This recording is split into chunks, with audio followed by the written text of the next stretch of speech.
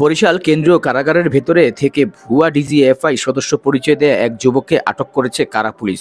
শনিবার সকালে 11:15টার দিকে এ ঘটনা ঘটে। আটককৃত যুবকের নাম মেহেদী হাসান শাওন। তিনি বরিশাল নবগ্রাম রোডের হাওলাদার বাড়ির বাসিন্দা ফিরোজ আলমের ছেলে।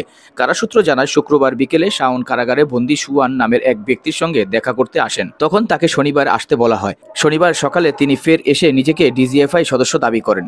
সন্দেহ হলে কারা কর্মকর্তা তার কাছে পরিচয়পত্র চান। কোনো বৈধ কাগজপত্র দেখাতে ব্যর্থ হন। কারা সিনিয়র জেল সুপার মোহাম্মদ মঞ্জুর হোসেন বলেন, পরিচয়পত্র চাইলে তিনি দিতে পারেননি। পরে যাচাই করে নিশ্চিত হওয়া যায় তিনি ভুয়া পরিচয়ে প্রবেশের চেষ্টা করেছেন।